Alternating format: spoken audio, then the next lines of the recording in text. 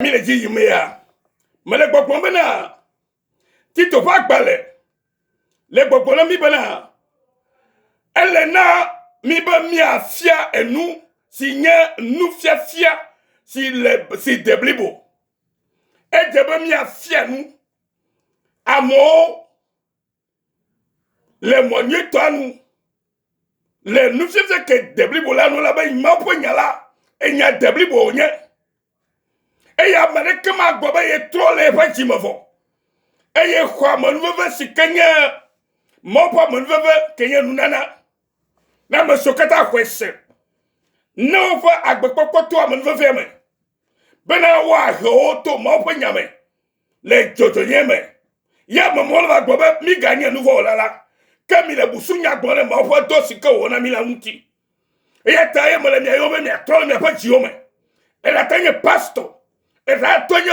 Betakola, et Tonyo révérend apostolo gagao, ye mi wan kunwo, mi wate siola, gaka maten bolo bena, ne ega poto, hele dokyo pobe yenye nouveau la, ye gomeba me trole jime haro, e yatem le yosia wona mede, bena na trole pa jime, e yatem le yosia wona mede, bena trole mauti, nena kodo de yenye sikala manveveme, na ye pe de poko blibo. Le Yesu Christo van kwaji ela bana mi maga poto aga na mo blemo dem ya po dontio mi maga poto ana fam du na mo po nyantio ela be na mi ma wo do anwe de ola Christo le emia biaga e yata novinyo e jeba mi anyo na mi wo do le Christo fo yon e ye le pe nyala nyanyula nu na de kokona luwo Alléluia. Oyombe mi afianu. Sike enu fiafia sike deblibo. Enu fiafia sike deblibo no vinya. Eya tamale yo nu le kapopo yamba na bia gbogboko kwepe nse. Nena ton peden tio. Ewo nyonu o muchu. Ke yo adoko benye Kristo to. Gamesu. Eya de. Benena tro le jiome. Nena to wagbe.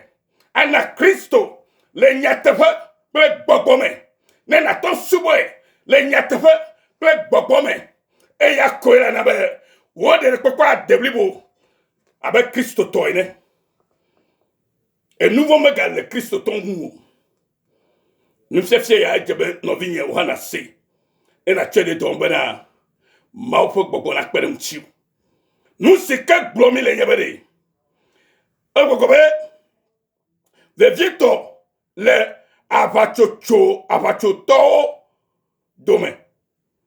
Me kola me flumo, abachoto dome. Abachoto dome. Ame kao chopao. Ame sio ko Kristo dise.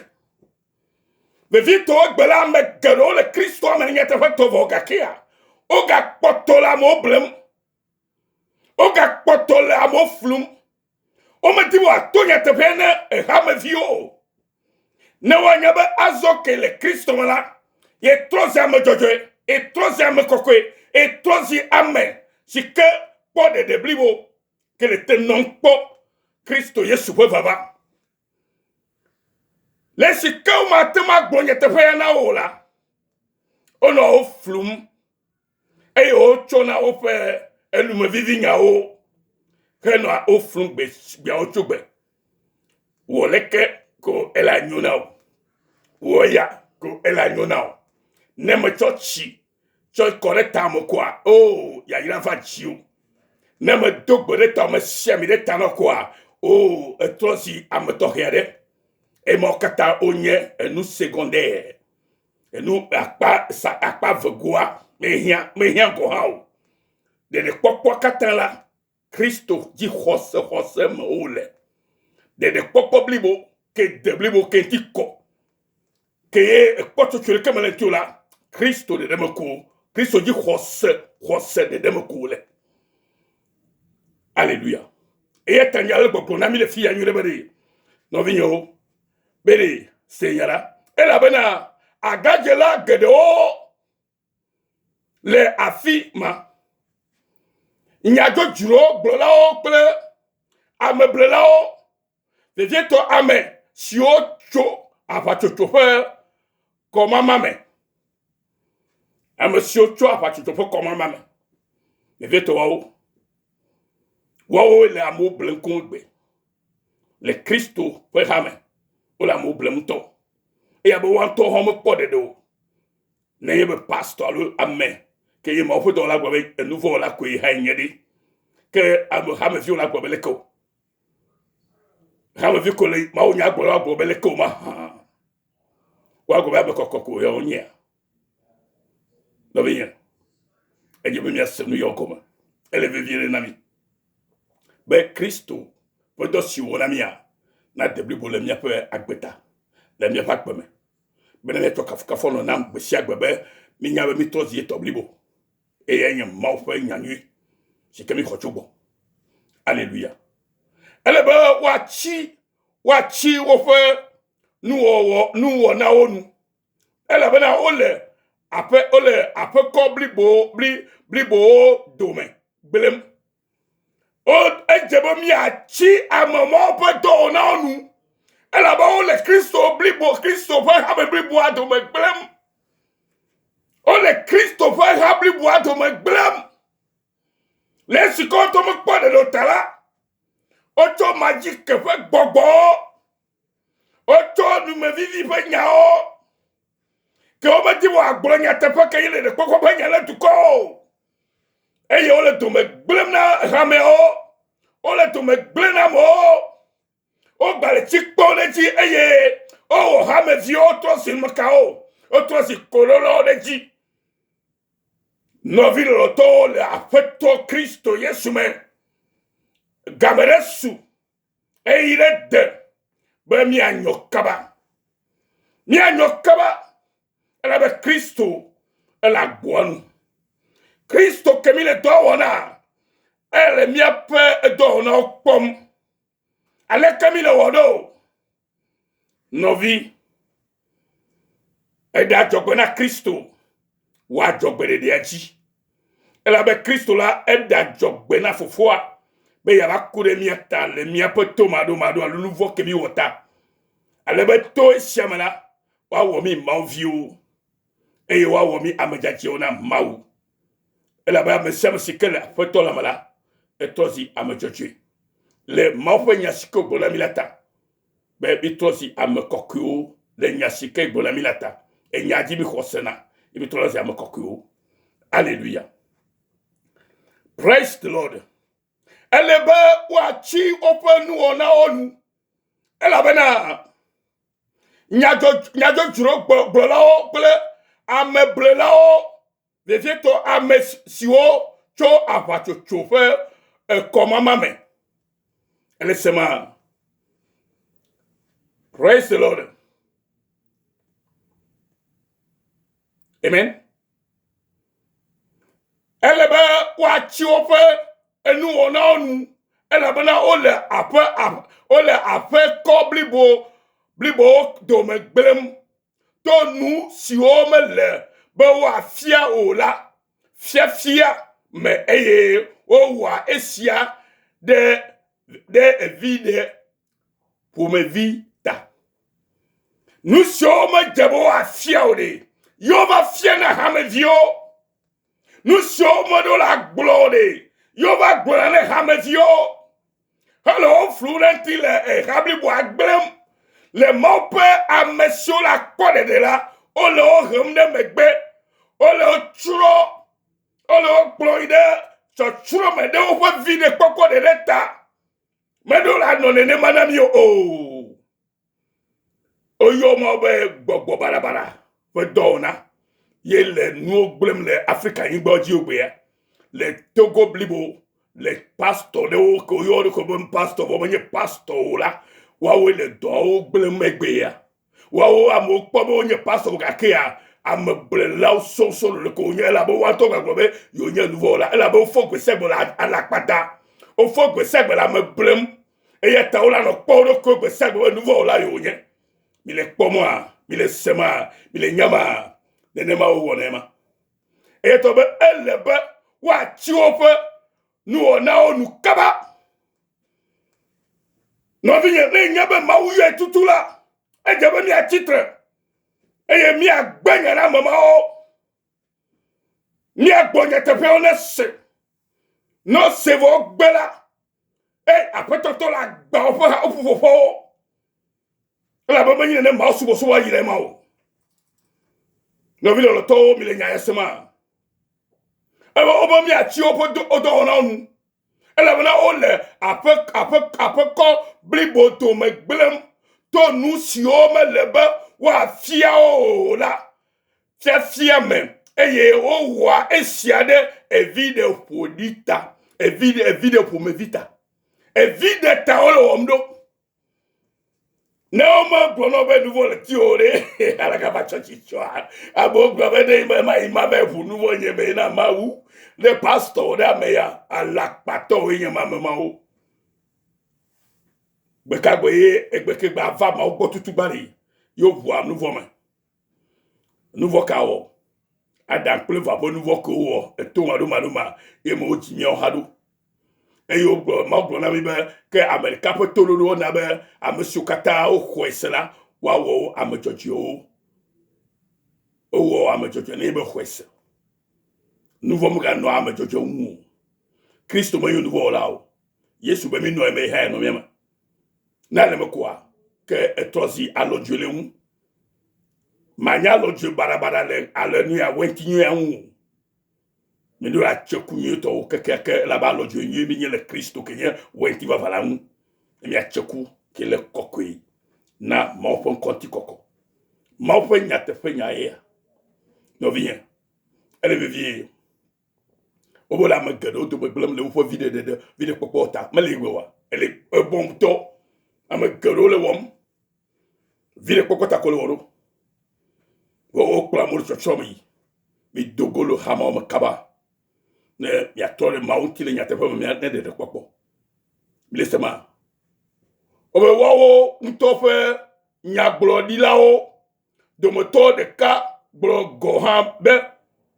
ekretato nye alakpa dalao da onye la vodi o ple enuchu dula kuviato le poma alakpa onto me ham to ple bele ame alakpa dole onya ovo ho ela be gbe bolo va mi joga mi jo 100,000 mi jo 200,000 ame ko 500,000 dollars mi va joe ma ola yami ma u fwanu fona me fe jibere egbele ayi ma subo fele ma opo do ahie ne ga kamanya wo pastore ya no ga kana mo bo ba jo e ga mamanya ha kokere o ma opo gbogbore ye ka se mo ti be one cho opo kesino no ava na ma opo do wo menyo we la do na o la si ma oto gbogbole kasion ti no na nu fa ye me yele Tobe mi ano forcé o. Tobe mi ano bia o gbesegbe. Gbogbo kokoe amesi keme ma fo gbogbo le kula. Gbogbo la pour be nde na wo nde fia. Nu nyu to kekeke. Amen. Nu mo je mi afia amona o fevu kokoe ma. Alléluia. E na ba mero past amagero gba o gbebe yo ma odo. O tosi nuka. Pastor Kemandero Famito golata do la chokava. Nemito golata wa cho 100,000 va. E ja papa so gbe ya ga kele ko mena o. Nu mo kata nya nu buru nu gbegbele wo. Ke mele ma fo gbogbo kokko fe do na mo. Midula ji chonu ma wo. Nemi da si gbogbo ko le kasia bon tonti. Ne amonton do fa aside gome. No do o ba aside do an. Ne ma fo do na ngo. Le de poppo bli boma. Monsieur ko de quoi o woni. De kola we wona va fato le Yesu Christ bon commun alléluia et lui ba jibu lambe ko da se di sial le etefe e yata kamonao fefie alebe wa de blibo le khoselame e je be ma o yo be mi de blibo le khosema e yata ne ba me le nde wo manyo wa mi do la kamono fefie Bena on est trop le petit mais ne on a li kede feto fe gbogbo ko fe musema ale bana wa tomu wa unka wa to like ceci est le khosema alléluia eye omodo to yuda to fe eglio allo odo to ame sio gbenu le nyatefela gbo fe esedede o milisema eye oma do to yuda to fe eglio allo ado to ame sio gbenu le nyatefe la gbo fe esedede o ele comme ça yuda to fe siao ina ba magado o gbo be ni bo la ko yonya ebe mi do la gbenu le mama ogbo igbenu la mama ogbo amen tito kwa gbale ya ta me fe buku ma to ide enu ya ma ha gbonya le na mi la fima joko de no fiafia onti etam evelia tam wo kuku iwe ne mi glema e ne mi gle e kuku igbanto etagbanto kuku am wo ide wo ya dem global ko oba elabena seigneur kuku via le global ko eta vraiment me kuku ele global elabena to selao gedewo ple enyajo juro bulolao ple ame blelaoli eto le apamacho to dome le apacho to dome me kuku amasio nu ole amasio nu ole be wa chi enya do amasio tro efo meblibo gede wo fe etama rele enu jojro fiam le vide pour me vita te fe marquer le melema ele poa yeke ba glonyama amen ele vivre be mi anyanya ya o novinya ele vivre be mi anyanya ya o novi nuke me dibe na nya ko le bede wa obe wa onka le etagbantoa bukui etagbato bukui eme wo ame to ya olo gbogbo bele ko to ya demo gbogbo bele wa o gbolona be yo nya mawu gako ogbe anu le egbo to fe enu wo na wo me o gbo be yo nya mawu fori lo fodu wo la mala ogbe amawu ina ba me gero gbogbo ba ye pastor nya ya fokakia no va tore amol ko be nouveau la ke yo honye oh kama ko le famere nu ka la yo na o owo kele o chonya na be na gbro na ha me dio no na akpo de o ke ba go be nouveau la e to ha nye le o fo kumele ke ya kama ko va de ko la gbro ajo e ji me kokoto alonya e joje yin to onya ke akpata ele bliba ele be woke yi paso le nya gloa e po me okata de gbegbele me wakata lo gbogbo se gbe nouveau la onya la be mo trochi mo vile tale woro e vile tale woro dasi e be vile tale woro a note ne la bien mo fo gbogbo na fiamu eyo parce que le comme le noir woro a mi le no tito le togo ni baji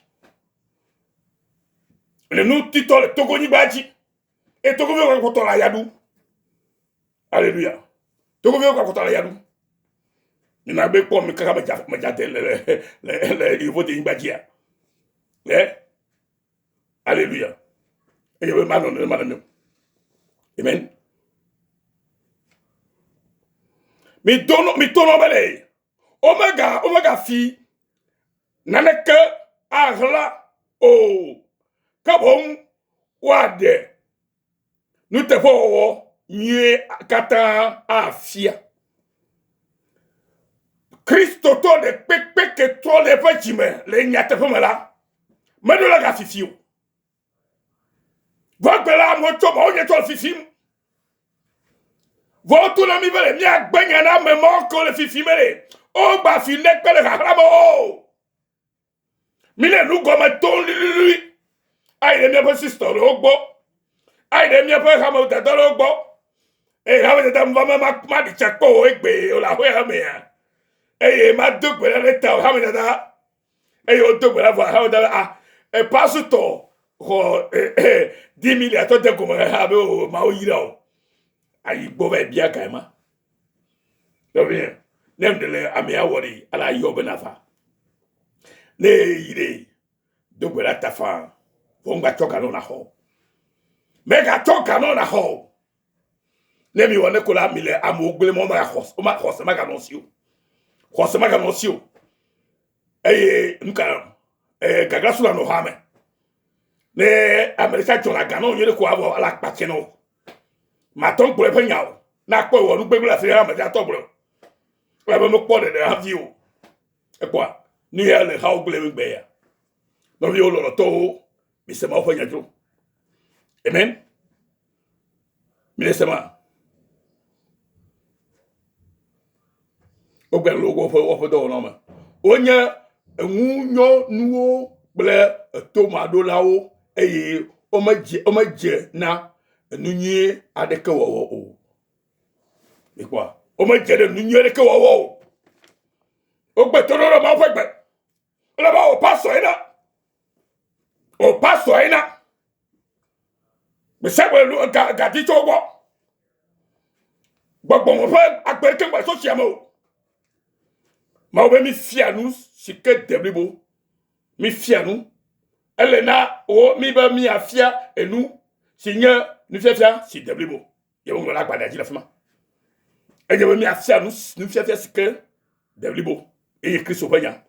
E de koko panya. Me ye la no baba be maula yami.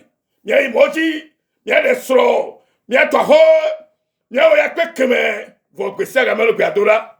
No mo odore wa poga. E gama geto jipori. Ovie. Voyo vale wa joganoya. Mire gbedora fe igbele fiasia, kojo via kobesia. Mi avalo ova wa jogala gbabono sa. Ami okode de. Ovie. Togo vio mi dagba mi trole no mo ame. Ne ma ofo gbogbo odol togo.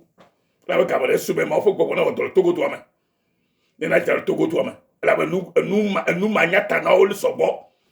Les hommes que à nous connaît pasteur comme galego à la padala ko son les togois prophète o nous o yon ko gagano ko docteur o de la loi o les doigt mais vos doigt le gbelem o bonu la fima le lu pom ne nya te fe gbogbo pa mo mi yere ne nu amali yo ko mi lo la gbule ne ma po nya gbolo la nya te fo tona to évêque o jika ba kore e pastor uli e ko ba so gbagbe gbagba o mo yo cha be e to le kama kota e mi ja kuku vota o ba gbo ba to si pastor e to e place e mi ja kuku ba bo ko mi ga poto ana moti e tere to vo apoto Yesu va be mi kore de afie mi apoto Yesu ke va de e be va be mi kore de no vinyo e va be mi koro e va mi tose amofofo e o yo ba blo de vie mi yo na amofofo na ga je kuvile na nouveau e la bon na mi musse de nouveau di e nouveau ma ya ko musse mi oji o e nu ma je mi afia mo ogbe ya e nu ma je mi agbona amagbeto bo na tolo fo jima na feto bo musse na garome amen alléluia manya nye paso si wo sialo Yesu ke memeleri ye me musiale ye meleme amoro ko pa so si bebe ye Yesu nana ao egbeta kol ko mi o chonya to mi ajibe mi to nya te pena mo mi le Yesu ma Yesu hallelujah eta muser ke me pe ya mi ajiu ne ma ka wo do ta ko ji se ne ko a ale Yesu amako Yesu le moko a muser ke ma ya kwaji wo na gbogbo yere kana ma ko a aseno kaba la be me kanya nouveau la un nouveau là on peut lier ma on senao et ta no vinya me di be na tonya ya jiri ne na troll chime ne na chofa gbe na Christo blibo e la be Christo di be awonde la gbe home Christo be ya de petit kokodo fiel agbezo me ga kwa me de amoji o pastor we namla pastor va gbo e ha me fofo awo ko Yesu jisi na pol ke Yesu la wala gbo mara ko Yesu jisi re nyate be na pol ke Yesu la wala gbo mara no bien ma on yam na to senya yegbela na be ile enye etos abro de vie nu yo be misia ya yo fiamile ya on tona retito pa gbalea retito pa gbalea etagba kata na hli ta via kata na hli ne na kpo nu si o bobe ejebe mi afiamura no bien apostle Paulo ye fianu ye khron tito ne be ne mai Christo to alo ma vila noema ta ne ma fianu amuima e bana on attend akere agbema faun le Yesu Christo pon comme ma on ira ba seigneur yao abro de penyai de poko penyai tu va penyai do yo penyai musa penyai e to yo mitozi jiru lo gulu ma o penya e wo mi amete tia bie e mi awi tia e tremi tia e tremi lolo e ke mi torrentira yo ho mi atu mitozi to tozi ma autorenema akwalka no kono la jola bomala de Yesu Christo pon comme ma on ira ni plus de ina me kataka enya sabga poema de Yesu Christo pon comme o yo kaka kria ko be ezare nya bola ka vakere que ya to gozarea de Yesu Christo pon comme lo amen mi se mi anovi Yesu yo o ira maulolo ololo avoaji dola de Christo Yesu ma de Christo Yesu ma amen to forgiveness mission Australia na amesiamalo on a promis ezare bye bye.